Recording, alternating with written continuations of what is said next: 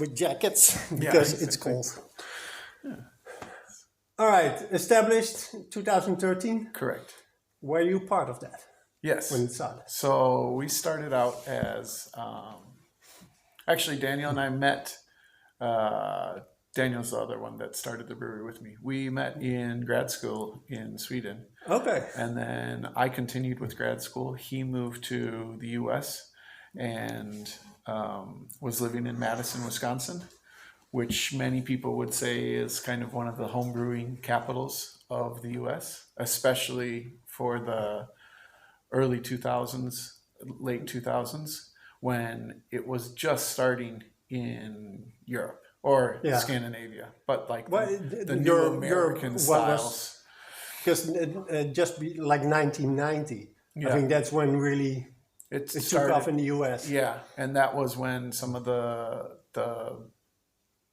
breweries that were really they were home brewers, and they just said, okay, we're gonna make beers that you can't find here because they're not big enough. And so it used to be like an export was Heineken or Stella Artois, or so everything was an export that was a lager. And that was the beginning in the US. And so Daniel moved there, fell in love with home brewing, craft beer. And for me, I had come from the US catching the early waves of as a consumer. Then I started home brewing when I was living in Europe, because those beers weren't available here either. So we had kits sent to us from Colorado and Oregon and stuff like that. And because for me, coming from the Netherlands, you had Heineken. So for me, a long time, beer was lager. I had no idea you had ale and lager. And then you had Belgium next door, and they had a wide variety of what we would just call Belgian beer. Right. And that sort of was it. That was it. Yeah. So also nobody in the Netherlands would start a brewery because, you had, Belgium next door. Right. And, you're not going to compete with Heineken and you're not going to compete with Belgium. But then I think really the US sort of opened, the eyes to a lot of people. Like, hey, you can just make up new beers. Do whatever you want. There's more. There's no Reinheitsgebot in the US. No, but also not in Belgium. But they're also a little bit, I wouldn't say stuck in their traditions, but in Belgium. In Belgium, exactly. It's a very deep culture, and that was the thing for me, was that when I went to Belgium and got to experience Belgian beers the way Belgians experience them. That was where I realized, the actual culture of it is so different. Because the culture of Europe and the culture of the US, as far as drinking, going to the pub, was the same whether you were in Holland, whether you were in England, whether you were in Ireland, whether you were in Madison, Wisconsin, or New York, or wherever. That was very similar. But then when I came to Sweden, that's what opened my eyes to, they treat alcohol very differently here. It's not a cultural thing. No. And so that's actually kind of where the name came from. Was Daniel, when he came back, he wanted to keep that part with him, that part of his experience in the US. And so he wanted to do that, and I wanted to actually make beer more as an artist, doing like very small limited editions, doing different kind of exhibitions and things like that. And the things that we wanted to do, unfortunately, Sweden is not too pro those types of alcohol culture events. Like you can't have an art show that sells beer. So you can give away beer, which means then somebody has to pay the taxes and somebody has to. But then what kind of vision did you have then? So we were going to have the beer was going to be sold more as an art product, so a cultural event, and we had some we had some exhibitions early when we were building the company. So one of the first ones we did was a counter festival to Stockholm beer and whiskey, and we had a installation in a restaurant where we did a live brewing, and then we created a brewery. Nope. We created a brewery inside the art gallery, and then outside of that part was kind of the bar part, where there was a photographer who specialized in taking photos of beer and beer people and breweries and how his travels had taken him and the people that he met. So he gave a speech on that, and then we did live brewing. I missed that part. Yeah, we weren't even a company then. That was when we were building up. And so we figured out too, okay, well, we can't legally make this beer. No. So we made the beer, and then we just didn't pitch the yeast.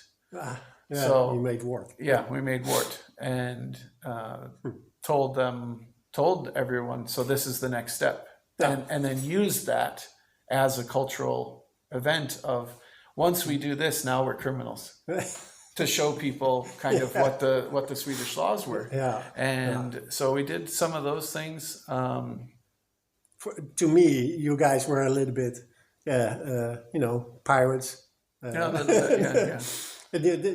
always had that vibe. Yeah, we tried, like, for example, our first beers were sold at Stockholm Beer and Whiskey, and these are the first two beers that we did.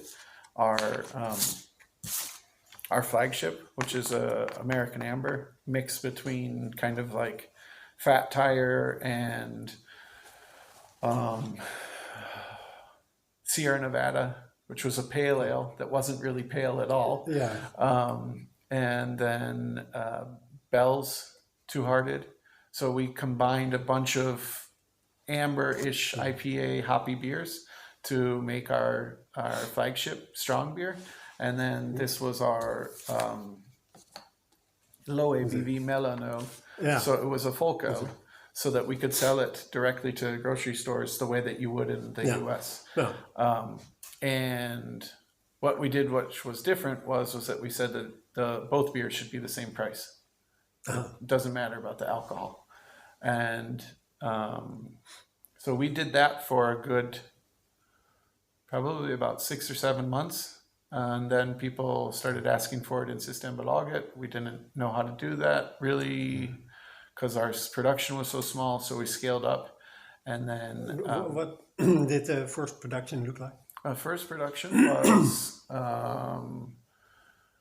was 400 liters of wort, but then our tanks that we had bought were 200 liter tanks. Okay. So essentially we were double. Like similar to? Similar, yeah. We were brewing double batches.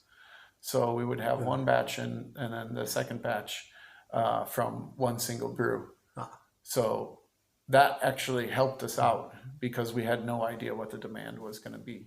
Especially when you only have two beers. And one is a Pilsner, and then the other is an American Amber, which at the time people didn't even really understand what an American Amber was. So when we were selling the first time, we said, okay, well, we want people to understand that we're homebrewers and that we come from that. So we brought in bottles with no labels and had just the caps so that we knew what beers they were. And when we went to sell them, we showed that we had our license. We had our livsmedelproduktionstillstånd, and that we were legitimately able to sell it. And the organizers, they said, well, you can't sell this. It's not a finished product. And we said, well, why isn't it a finished product? We have the permit and we're doing it as a showcase. So it's not actually being sold. It's just being sold to the event. It's no different than a keg. If we had a keg, we wouldn't have anything for it. So we had this and this, and they just hung on the bottles. And then we would finish the bottle and take the cap and put the tag on the next one. And yeah, we just we constantly wanted to have the discussion of what is not what is illegal, but why is doing something different that's still in the law not acceptable. Yeah. So we had a beer that we did with artists. So we told them, we said, we can do this, but it has to be folköl. So then you guys can legally buy it. Otherwise, we'd have to sell it through Systembolaget, and your price will go to like 30 kroner a bottle. And they said, well, no, we can't do that. So we said, okay, we can do it, but it's got to be a folköl. So a lot of our beers were folköl, and that became the discussion point for Gårdsförsäljning, because we had to figure out real quickly, how do we sell the beer from here? Because folköl is, at that time, people weren't paying, folköl has to cost like 16, 17, 20 crowns max. Yeah. And now it's a lot different, because I think because of the earlier breweries that made really good quality folköl, and just that they understood that it was a lower ABV, which doesn't mean that it's bad. It just means that you it's not a watered down. Yeah, it's not a watered down. It's made for that style. Exactly. And so we made a lot of those, and we found out how easy it was to sell folköl by simply telling the commune. So to tell you, we asked them, we said, what is it that we need to do? And they said, well, you guys are producers. You are producing your own yeast, because we would pitch and then we would grow the culture ourselves. Yeah. And that led them to say, okay, so you are creating your own product in-house. You have the food, livsmedelproduktion. So all you have to do is let us know that you're going to be selling.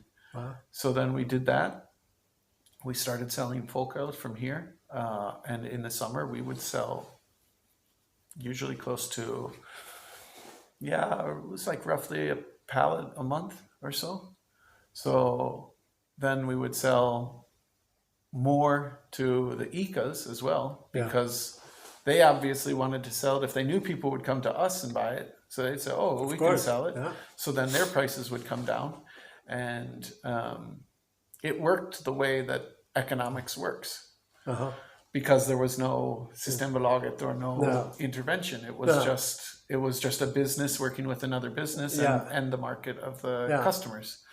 So we brewed, like looking back, there's 1, 2, 3, probably 2 to 8 different folköl,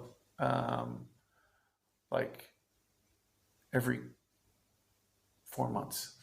Okay. So we were brewing quite a lot of folköl and selling it either special batches. Like one of the grocery stores, they said, we're celebrating our 10-year jubileum. So we want to make a beer for the summer, and we want to make a beer for the winter. So then they have two batches that's only available there. They get to say that. We get to tell people, it's only available at this store. So when they're coming in and seeing, I want that one. No, you can't buy that here. You have to go to the grocery store. Yeah. And they like that. Yeah. And then the other ones, then they could come and buy here. So we really enjoyed that, because we got to meet our customers. Yeah. Through Systembolaget, you don't ever get to talk to your customers. That's another thing I want to say. That you guys had really a lot of engagement from the people. And that was our desire, and by design too. Yeah. Was Daniel said, he goes, this is crazy. When we came back from the US, we had done a trip together beer trip, like essentially like 1 month internship at breweries throughout the Midwest in Chicago and Madison. And then I had done some internships in Portland as well. And when we came back to Sweden, we were out on a Friday night at a beer bar, and he went over and talked to somebody. He was like, "Oh, hey, you, what do you think of that beer? I was thinking of ordering it, but I haven't tried it. What do you think of it?" And he looked at him like, "Why are you talking to me?" And I mean, he wasn't rude or anything. No. It just was very much like, "I don't know you. Why are you talking to me?" And yet, if I went and did that in English, "Hey, bud, is that a good beer? I'm not from here." Yeah. So he saw that, just that difference in the language, that people acted differently around the experience. Yeah. So that was one thing that we said, okay, that's what we want to. We want to try to fight that. We want to try to get people to understand that you can go and just meet new people and talk and find out about what their day is and find out what's really important to them in life. Yeah. But then if you see them tomorrow, great. If you don't see them tomorrow, great. Yeah. So yeah, it's pretty similar to, I think, the Dutch pub, like a brown bar. Well, exactly. Scene. Yeah, and to be honest, that's pretty much, well, except for the biking, it's the only thing I really miss from the Netherlands. But also, we don't really go out that much because we live on the countryside now and have kids. But yeah, that's why you go out, to meet new people and have different kind of conversation, The whole word pub is from public house. It was a place where you went and gathered, and it was like the community center for social. Yeah. And they had it here, Folkets Hus. So Folköl was kind of the connector to that. Yeah. And then they have the monopoly, which runs on its own steam and makes its own rules and takes a lot of those principles that are seen to be good and turns them on their head. So, do you think that's this engagement, and like you're one of the few breweries micro-breweries I talked to that actually made a profit. There's a lot of breweries that, micro-breweries, that it's driven by passion, but just beer is more than just a product. It's a story. Yeah. And clearly you guys always you started with the story, or you created the story. I said our brewing has always been the way that the Belgians have done it. It's a natural process. It's not streamlined. It's very artisanal. Yeah. And we did a lot of stuff that was unconventional, partially because of money, but also because we had the approach of this will be a long-term thing. And it was for a bit. Yeah. But also this, it's termed wabi-sabi, meaning the beauty of imperfection. And, that's what I enjoyed going to Belgium. And, you pick a bottle off the shelf and labels clearly being put on there by hand, and there was a ring in it, and the height of the filling level of all are a little bit different. It's acceptable, but it's still there's a human touch to it. Exactly, and even Westmalle, very big brewery. Sometimes you have a beer that's a little bit more carbonated, and some that are really less carbonated. I haven't had the less, but definitely the more. So and even you can taste a little bit of a difference there because it's a living product. Yeah, that was a beer that we really, or I should say, I was really inspired by was Orval. Yeah.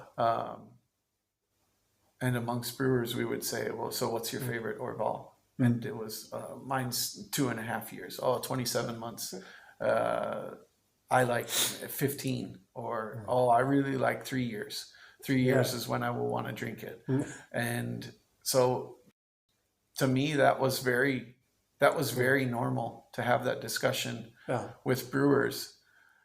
And it was very normal to have that discussion with people drinking wine, but never would they do that with beer. No.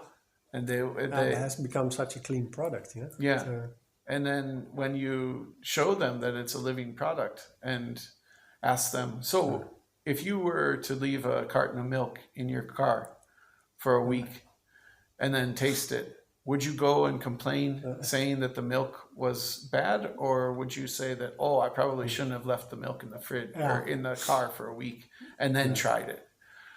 It's very easy to make a good beer on really sophisticated brew houses. You know, if you have all the technology, you can, but to do it with, especially equipment that you guys were brewing on, it actually, it's more of a skill, and it takes more experience to, and that was brew. That was a very good partnership that Daniel and I had. We often used the expression of like, we're never 50-50. The only thing we were 50-50 on was the shares of the company. But everything else sometimes there was 80-20, sometimes it was 45-55, where I had something and then he balanced me out, or I lacked something and then he compensated for it.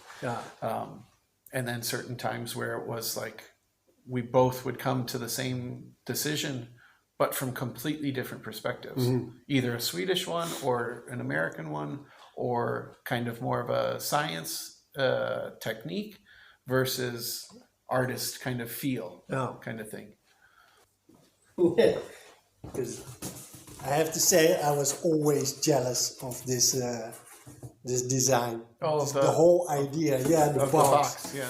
I mean, I had plain boxes because Systembolaget is going to throw these away. Yeah. But this sort of tells it all. Yeah. It's like a Swedish. Yeah. So we had the branding was. It took us a little bit. We had the label down, but the logo that I think really kind of brought everything more or less together as like a brand that was recognizable was the house. And when you're driving to the brewery, there is a stone, a big boulder on the side of the highway. If you're heading from Stockholm to the brewery, right before the exit to Höla, which is the town that the brewery was in. There's a drawing on a rock of a house, like a sommarstuga, and it looks like it's drawn in crayon, or very similar to like kind of like a Banksy. Like it looks like a graffiti type thing, but it's very Swedish country style. Because this screams farmhouse, It's this one. That's the house from the entry for all the people that would come in and buy Gårdsförsäljning. Yeah. So it was kind of like once you came here, then it was a really big like, now I get it. It's like a eureka kind of thing. Yeah. And then the bubbles from the top were to represent the yeast and the kind of the wildness. Exactly. We even talked about, or I had thought about changing the one side that as we grew more and more hops, of adding hops on one side so that it would be a continual story. The same way like, okay, now it's this. And then the next generation was going to be that on the other side, the long side of the box was going to be that it was going to have like little tables and chairs, because that was where we had our outside pub nights. That's where people were sitting out on one side, and then there was hops growing on the other. So because the first beer that I saw in Systembolaget that I thought, I wonder if that's a good one. It was a plain silver aluminum can, and in like a label writer type, like the ones that used to you would turn the letter and then make it, and all it said was Starko in black. So, and it looked like there was just a like a moving label put on it, and I was like, oh, that's a really good design. Yeah. It tells you exactly what it is. So when we were coming up with it, I said, Daniel, when the bottle goes like this, it just says, hey, this is what you're getting. Yeah, it's exactly. And so then that became the basis, and then it moved, and it became kind of like a postcard to whatever the beer that we were making was. Yeah. There was also a time you guys made some barrel-aged beers. Yeah. Some wild ale. Yeah, we made some... I don't know how long that period was. Or how much the period was very long because those beers take a lot longer time to make. So we made we called it a Svenspik, but we made a lambic.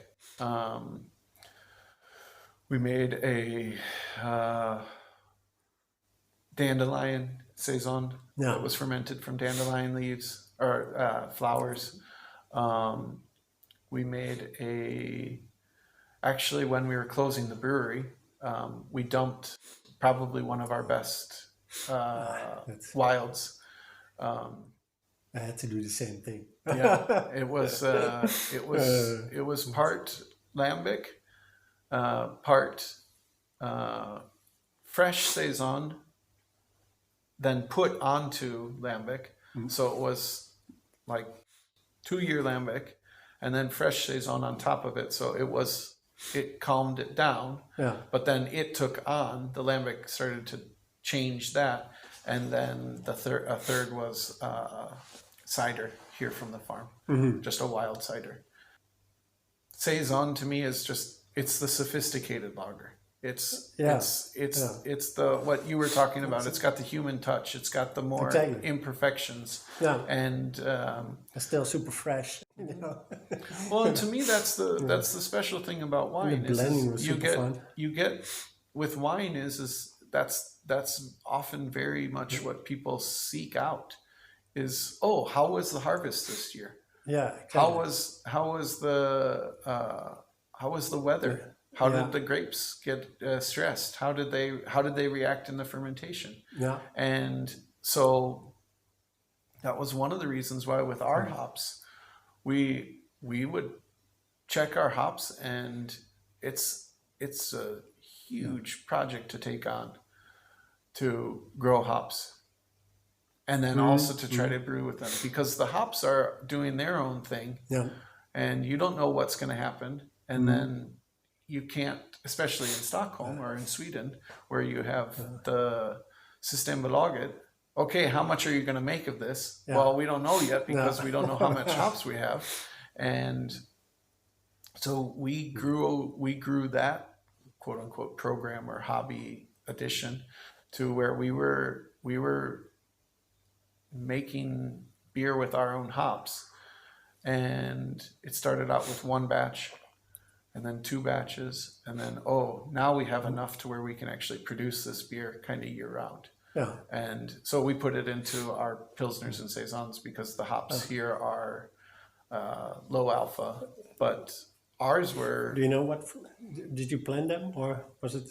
No, it was growing here. It was growing here, and what we found out was it's a nice. I also brewed one. Yeah,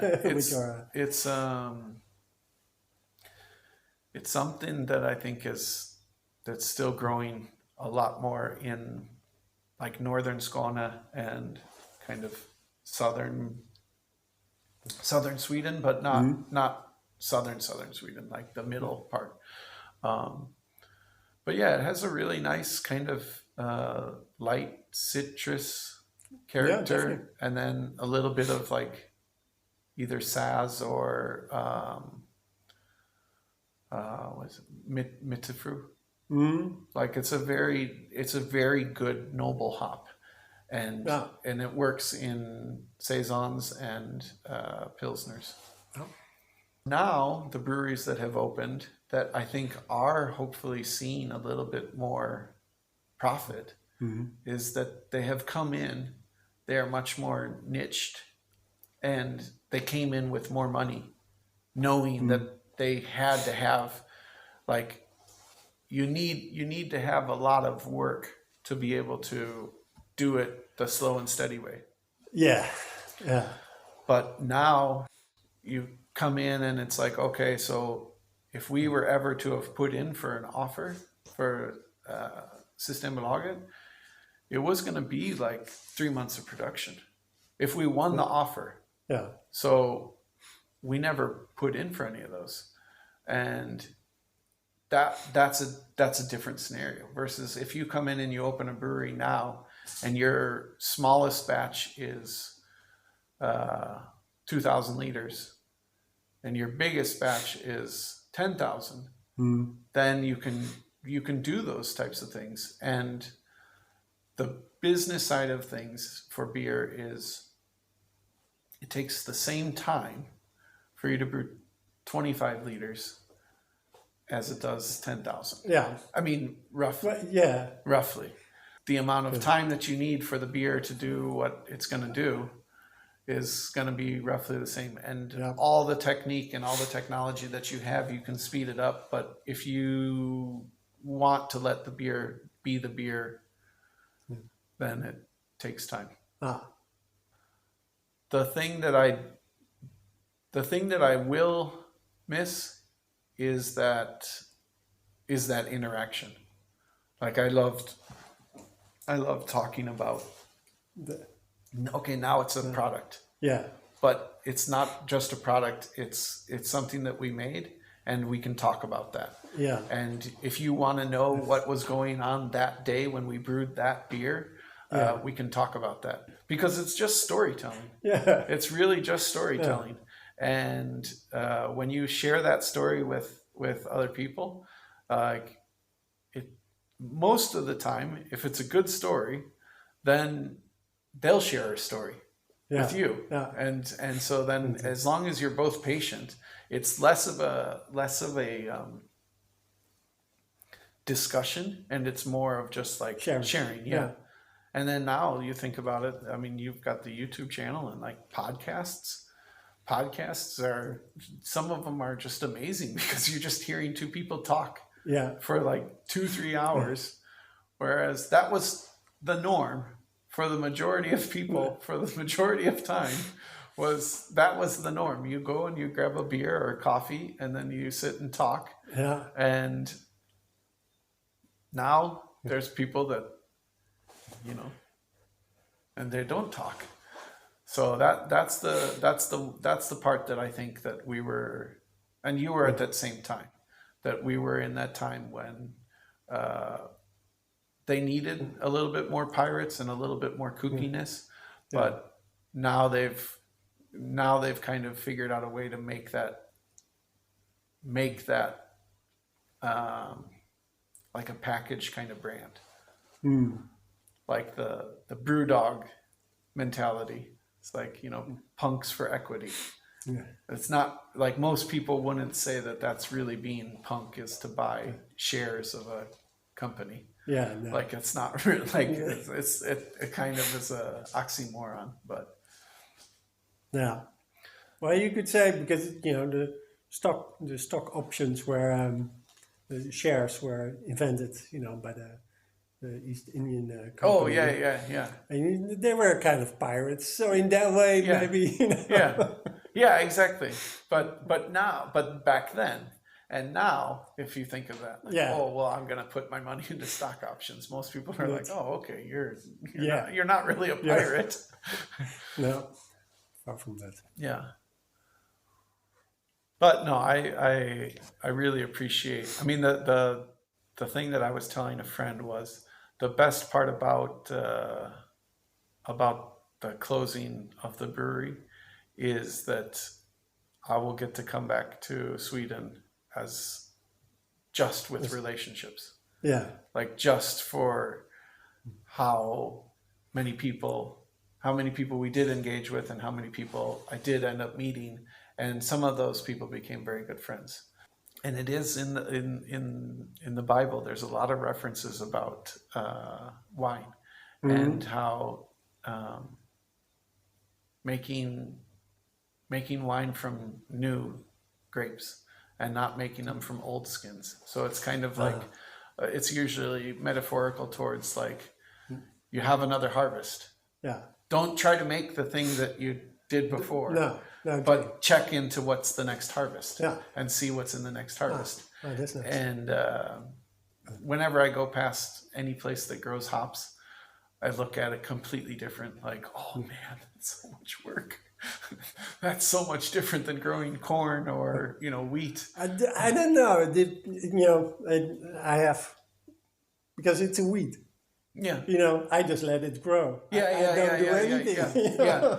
But when it climbs up by itself. But when you go to if you ever get a chance, go to a hop farm and see the totally different but that's the thing is that's the same way as like a vineyard. There's tons of people that grow grapes, and then there's only so many winemakers. Yeah, it's just fascinating to see how they do. They have the same approach of, okay, well, let's see how the harvest is this year. Yeah. And then the selection and how some people will say, okay, I want the Citra that smells closest to the Citra that I had last year. Mm-hmm. And then some people will say, oh, I want the Citra that is showing the best characteristics of Citra. Yeah. And it will change 100% of what I was using Citra for before last year because the harvest has changed. Yeah. So it's just different kinds of approaches. And I'm much more in the way of like, let's see what the difference is. What's the nuance? Exactly, What did you call it? Wasabasi? What was it? Wabi-sabi. Wabi-sabi? Yeah, wabi-sabi. Is it a Dutch word or no? No. For this is Japanese. Oh, okay, yeah. Yeah. So, Because I worked with some artists that were from Alkmaar. Yeah. Just outside of Amsterdam. Yeah. And they always said they loved when we would be working and they're like, oh, this is like Dutch traffic. Organized chaos. And I said, well, what's organized chaos? No, everyone knows what they are needing to do. Yeah. But no one is discussing it. So it's just all happening all around you. And if you get out of line, then everyone else adapts. But then it starts to eat itself, and then then it goes back to the organized chaos. Yeah. And I said, well, what about standardized confusion? And they were like, what do you mean? I said, because that's the opposite side, like where you have planned confusion. So planned confusion would be, okay, everyone is going to do something out of the ordinary. Yeah. And that doesn't work. But organized chaos works. Yeah. Why would you stick to something that you, when there's something that might be better or more interesting, or I don't know. And that's where different. That's again where the engagement comes back to. Yeah. If you get to have that engagement, and then you will have people that will, oh, okay, I understand why he made this choice. Yeah. But if you don't get to have that engagement and you go in and you're in this room and it says this is the article number and this is what they suggest and this is what it's supposed to go to, then you can have a little bit, but it's just like going to an art museum and you have the docent that has studied art and everything, and they're telling you everything that they know about that painting versus talking to the artist that made it, that can be like, oh yeah, this is, I'm just thinking of a Van Gogh, but like, oh, this is my brother. And we were in this fight when I painted this, and I was and I was seriously angry. Yeah, I was really angry, and so and then it's like in the the museum guide is telling you everything about why and it's like we don't need that level of detail behind it. and so you don't get the same engagement. Experience. Mhm. No, so, yeah. Uh, And life is about experience. Mhm. Well, yeah, this disconnect from the producer. It's a little bit of a shame. And now you have this Gårdsförsäljning, but It's only so it's much. like 3 liters. After a tour, you first have to give a tour, Well, the and funny, then a talk about how bad alcohol is, and then you and the can funny thing is that you don't do that when you go to Systembolaget.